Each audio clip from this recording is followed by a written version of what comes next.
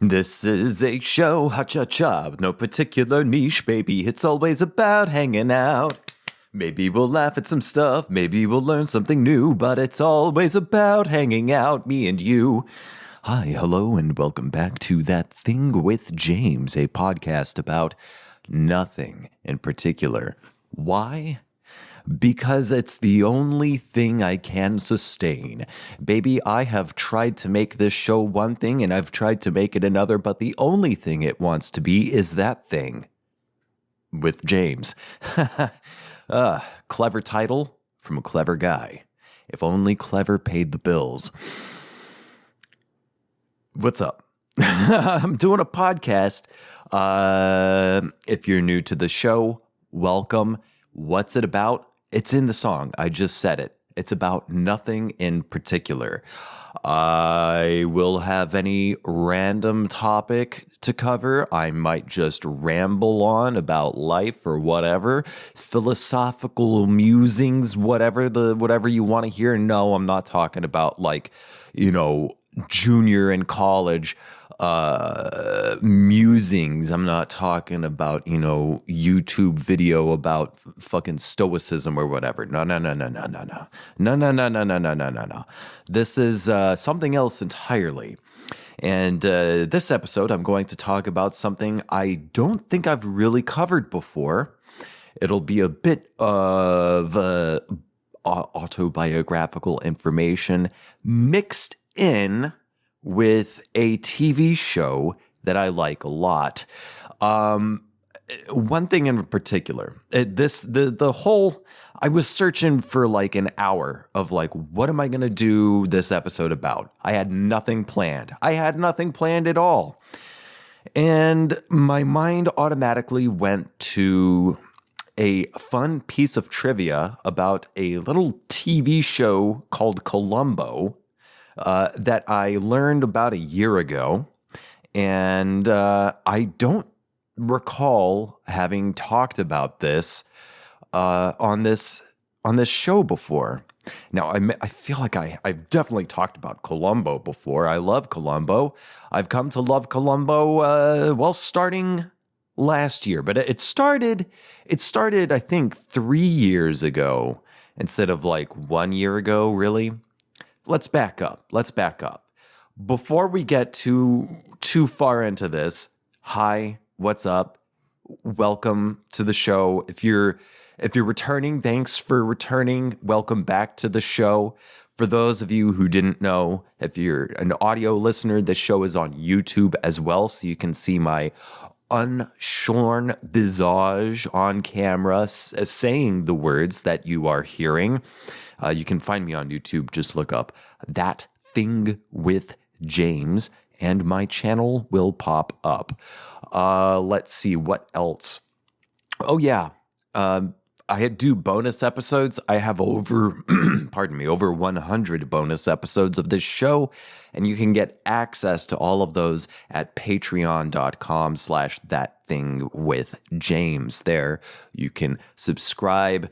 $5, that's the bare minimum entry, will get you 30 days of access to all 100 plus bonus episodes. Plenty of content to fill those 30 days. And if you want to keep subscribing and getting the newest bonus episodes, you can do that. And to those of you who are already subscribers, thank you so much. Once again, that's patreon.com/thatthingwithjames, patreon.com/thatthingwithjames. You can find the link written in the episode description right next to the show email, subreddit, and my social media handles. Although, really, the only social media I'm active on anymore is Reddit and a red note. Facebook's been giving me the ick since 2016, And man, people called me all sorts of ugly names back in 2016 because I was, trying to warn them oh, this is what's happening. They're like, you're a sexist. You don't know what you're the real MAGA. And then now most of them don't say anything, but they're repeating the stuff that I was saying about 10 years ago. And then one or two One or two. One in particular is like, you know what? I was wrong. I thought you were being a little, crazy, but I get it now, and you were right. I've changed my tune. It's always good to be vindicated. It's always nice to, get vindicated. Let me drink some coffee, and I will find a place to start on this topic. There's really two things here I'm going to talk about. Maybe three. Romania, Colombo, and growing up around old people. I'll be right back. So we'll start here. I grew up around a lot of old people. My parents are older. I'm the youngest. And I have two siblings. They're both half siblings. And I'll put it like this. One sibling is 11 years older than me. And then the other sibling is 22 years older than me. So there's 11 years apart between each of us. But they're both halves. And then to each other, those siblings to each other are step siblings. And then I am half sibling to both of them. I'm step to neither. I'm half to both, though I have always regarded them as like full. It's never been a thing. I've never said, oh, that this is my half sibling. I've always just said, this is my sibling. It's just how it is in my mind. Always has been. So I am quite the youngest by generations. I'm the youngest. And my parents are quite old now. And my parents are the youngest in their respective families. And they too, both of them, my mom and my dad, also are the youngest by like at least a decade at like the closest end. So I grew up in a very old family with a lot of very old family members. And when I was 10, my parents and I was 10, moved to a very small rural town where my dad grew up. Partially, I won't get into all the reasonings for my parents moved there, although I think they just wanted a quieter, slower pace of life because it had been very work centric, like work, corporate, travel all the time, and this would be like 80s and 90s corporate. So, if you're old enough, you kind of understand the nuance of that, like the difference in corporate life, culture, and like aesthetics of the, being in corporate in the 80s and the 90s. So by the late 90s, my parents were like, we want a slower pace of life, and we want our youngest child, who is still living in the house with us, to be around family. And so this small rural town where my dad was from had a lot of family there and in the surrounding area, and then throughout the state and in a neighboring state, a lot of family there. And the thing is, all of this family, even when we moved there in 1998, in basically the middle of the year in 1998, my family was very old. I have few cousins who are about my age. The majority of them are much older. They were full-grown adults, like at the younger end. They're like, we're talking late 20s, more so into like their 30s and 40s at the time. And I would say the majority of them were 60 plus years old. And this small town that I grew up in, also, I believe the majority of the people living there were 60 years old plus. So this was a very, very old area. And I grew up around them.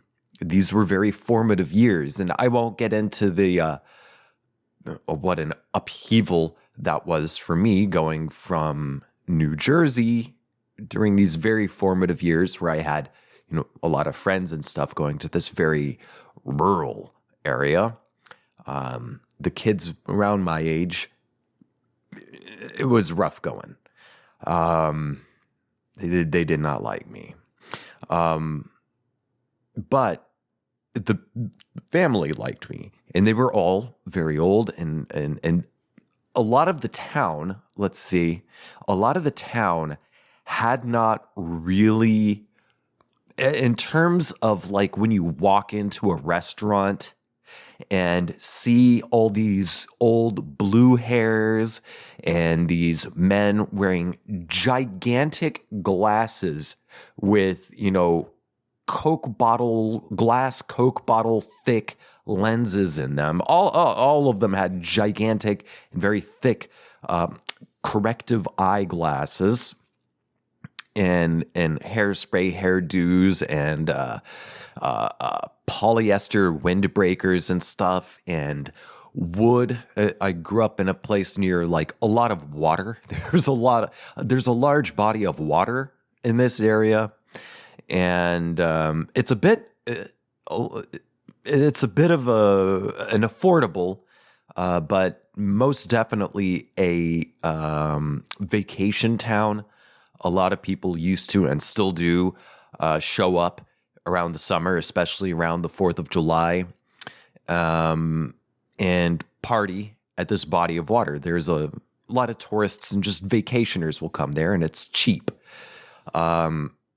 So it's kind of a funky area. And despite it being in a really Republican state, this town itself, oddly enough, has a lot of Democrats, a lot of liberals, and a surprising amount of, I don't know if they would call themselves socialists, but certainly progressives. So there's a lot of liberals, and even beyond that, there's quite a few progressives in this town. It's a very bizarre area, I will just say that, and a very bizarre culture. And a lot of the culture I moved into had not evolved, I would say, past the year I was born, 1987. It was like this thing frozen in amber culturally. Although the people there had aged, the clothes they wore, the shows they watched, the decorations in their house had not advanced at all. And this was kind of hard to relate, as in describe, communicate, to my contemporaries as I move on in life, especially in college, from people who grew up in maybe a bit larger towns with maybe a younger population than the town I grew up in. It's kind of hard to describe. And the only way I can really relate it to you is as follows. Watch the show Columbo. Watch the show Columbo. The interior design of like everything, the clothing choices of everything, the cars, the hairstyles, the old people, the makeup, every aesthetic thing about Columbo is exactly the world I moved into in the middle of 1998. The year, a year and a half before Y2K. Very bizarre. Now, if you've never watched Columbo, I encourage you, watch it. It is fantastic. It is one of my favorite shows. And hey, this leads me to one of the points I wanted to get to, which is Columbo. I had heard of Columbo before growing up. I never paid it much mind, but it had always just sort of been a thing that would pop up every now and then, like in a cartoon or something or some show. There would be some reference to Columbo, whether I realized it or not. You know, someone slouching and squinting one eye and maybe wearing a trench coat and then saying, oh, there was one more thing. These are references I didn't really catch until about 2022. Yeah, I think it was around 2022. After I had moved where I am now, I'm in Tulsa, recording in my home. Hi, home studio. I'm on my couch wearing my pajamas because why the hell not? Because it's comfortable. And comfortable is a premium for me, baby. I need to blow my nose. Just a second. Okay, here we go. Columbo.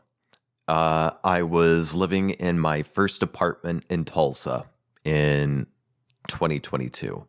I moved to Tulsa June of 2021, I believe it was, after the ice storm and all sorts of other stuff. I had relocated after experiencing a lot of disaster and traumatic stuff. So I relocated in search of a different sort of a life. And frankly, I thought I would have, gotten out of Oklahoma by this point. But the world, I was describing to a friend, I have changed, I have grown, but my circumstances have yet to really catch up with me. So I'm still here. For better or for worse, I don't know. I'm just here trying to survive, trying to be happy. But 2021 came, I was living in my first apartment, and I was editing a manuscript of the first book I wrote. Yeah, I wrote a book. I'm in the middle of writing a second book right now. And thus far, the first book, I have not yet had any bites from any agents. But before I even started reaching out to agents, I was editing the manuscript because it had come to a point in, after everything, I was like, oh my God, I know the ending. I have the ending to this book. Because before I moved here to Tulsa, I still needed an ending to the story. And then I got one. But, the thing needed a lot of cleaning up and some rearranging to do, editing. And so I started editing. At night, I would be up late at night editing till, 1 or 2 in the morning. And while I did that, I was like, I want some kind of background noise. And I don't know why, it was just an instinct thing. I said, what about Columbo? What about that show Columbo? I've been meaning to watch that for years and years. I haven't got around to it. Is it on anything? And sure enough, it was streaming on one of those like free streaming things. So you'll get ads, but I grew up when, regular cable and antenna and satellite TV was like the thing. I grew up before streaming. I'm 37 years old now. So I'm no stranger to commercial interruptions in a show. But regardless, I started putting on Columbo. And I wasn't, paying a whole lot of attention to it, but it was there. It was in the background. I was observing it.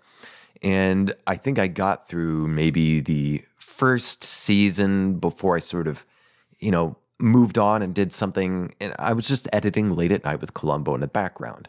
So that was my first real personal exposure to Columbo, like honest exposure to it. But then I moved on, moved to a different apartment.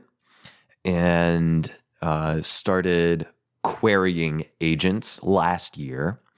And among, just life last year, I decided, you know what? I want to start watching Columbo. And so I started in 2024, maybe near the end of 23. Yeah, I think I started like in November of 2023. I started watching Columbo to watch Columbo, not just have it in the background, but to watch it. And it quickly, boom, like that, it became clear to me that this is one of my favorite shows of all time. So let's back up a bit. My parents are older. I grew up around a lot of old people. I know how to be around and interact with old, like elderly people. They like me because I know how to talk to them. I'm not so grossed out by them like some people who haven't been around a lot of old people and, also death. But I've been around a lot of old people and a lot of death.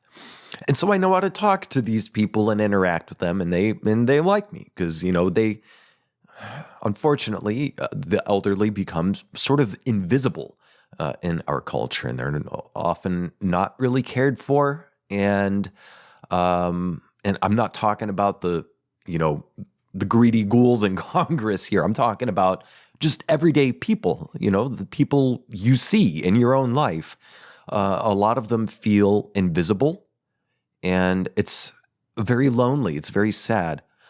So when a young or younger person, acknowledges them and, just basically interacts with them in a decent manner, that's one of the best things that could happen to them in years, possibly. So, and I've talked about this before. If you get an opportunity to just like compliment someone or flirt with someone, and I don't say flirt as in like you're trying to get into their pants, but just, have like a little quick rapport with someone, do it, because you don't know what's going on in their life, and you might be the one person saying the one best thing they've heard in a very long time. So why not? Why not? But where was I going with this? Old people. My dad's older. He's a movie buff. And so I grew up, and again, I was born in 87, so I grew up with like 90s action movies, which was fantastic, but also because my dad's older and a movie buff, always has been a movie buff, and so I'm a movie buff too because I love it as well. I grew up with a lot of 70s movies and 80s movies. I got to see, you might see memes on social media about like, oh, film bro talking about Coppola, that sort of stuff, yada, yada, yada. I grew up with that stuff. Like that's my foundation of my entire being, of my mind, is like really fantastic film and television. And there really is a certain quality, especially in the 70s and even earlier, of writing is often very, very good. And the acting is often excellent compared to so much. I mean, there are very good actors these days too. And there's very good writing these days too. But the consistency with performances, especially in the 70s in film and in TV, is just top tier. And then you can go back even further, into the 60s and in the 50s and in the 40s.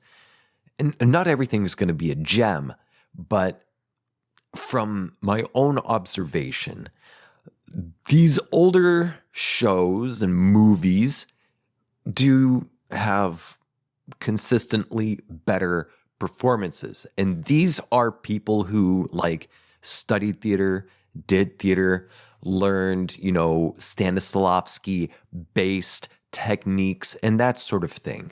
And then when you get to the 70s, it's very much about like naturalistic writing and naturalistic performances. And when you're watching these people, you're not watching them like act, you're watching them live in these imaginary circumstances, which is what, Sanford Meisner describes as acting is living truthfully under imaginary circumstances. I'm pretty sure that's what it is. I know it's for sure living truthfully. Acting is not emoting. It's not pretending you're doing something. It is you're living. You're you, but you have a different name and different motives and wants, so on and so forth, different obstacles, and you are living in these conditions. Because to act is not to emote. To act is to do something. I don't really know. That's a whole episode into itself. But I love Columbo. A lot of the interior decorations, designs, costumes, hairdos, like I said, cracks me up because it's the stuff I grew up around in this little cultural frozen area when I was a little kid going on into my teens in the late 90s, early 2000s. It was still like that. It was still like it was 1976 on to 1986. Stuff had not really updated. So it's very funny to watch Columbo and see these people with these hairstyles and these decorations and stuff. And at that time, when that show came out, that was hot shit. That was contemporary. That was the new style. And it's the old style that I grew up around. And oddly enough, even a lot of the young people looked fucking old. It's really hard to describe unless you have had a similar situation. But anyway, thing about Columbo, among other things, is the writing is top tier, the character is fantastic, and watching Peter Falk is just like a master class on acting. Just watching him, you learn a lot. If you're an actor, you learn so much. And the writing as well. If you're a writer, you can learn a lot from Columbo. But as I started to actually, watch the show and enjoy it, and I'm in the middle of rewatching it again right now because I just love it. I learned about this little detail, which is Peter Falk, the one-eyed man, in case you didn't know, one of his eyes is a glass eye. Peter Falk stopped revolution in Romania. And I'll read a little bit about it after this quick water break. I'll be right back. This article is on nofilmschool.com, written by Jason Hellerman, published not long before I started getting into Columbo. I guess I was part of a wave I didn't realize I was part of. This article was published June 15th, 2021. So that would have been around I moved to Tulsa the end of June, really. Not long before I settled in, and kind of shortly before I first started putting Columbo on in the background while I edited my manuscript. And the title of this is Romanian People Rebelled When They Ran Out of Columbo Episodes. Yeah, this is a true story. And it reads, let me move the the microphone so I can read the screen. Here we go. Spending this past year stuck indoors allows people to watch lots of old TV shows, referencing COVID, lockdowns. Pardon me. Some of us caught up on TV history. For example, did you know that in 1974, Peter Falk, the guy who plays Lieutenant Columbo, had to address the people of Romania to stop an uprising over a lack of Columbo episodes? The people of Romania were about to overthrow the entire fucking government because they did not get enough Columbo episodes. They loved Columbo. Also, I used to work with a Romanian, lovely woman. And it turns out a lot of the ways I live just day to day, little things I do, Romanian stuff. I would say I live a quite European kind of a lifestyle. I always have. For the uninitiated, Columbo was an American TV show starring Peter Falk as a detective who was. Lost my place. Here we go. For the uninitiated, Columbo was an American TV show starring Peter Falk as a detective who was always asking one more question and getting the answers he wanted out of suspects. The show originally aired on NBC from 1971 to 1978. It was hugely popular back in the day and had a reputation for having huge guest stars like John Cassavetes and Leonard Nimoy. I've seen these episodes. I've seen all the episodes except for the reboot in the 90s. I didn't even bother. That was bullshit. And the popularity of the show was not just in the United States, but worldwide. In Romania, people loved Columbo. They loved it so much that when the show's 1974 season ran out of episodes, they began revolting. Oh, yeah. And the government got very worried. They put in some tweet. I can't read it. As you can read in that tweet, Twitter user John Frankensteiner dug up a 1989 Chicago Tribune article describing the incident. While many people cried bullshit, the AV Club found that's another website. I read that article, but I'm sticking with this one. Found a Peter Falk interview where he describes the whole incident. And then they link a video that no longer exists. So we're just going to keep reading. As Falk states, there was a Romanian government quota on how much American television the people could watch. And when the people ran out of Columbo, they wanted more. And they were willing to fight for it.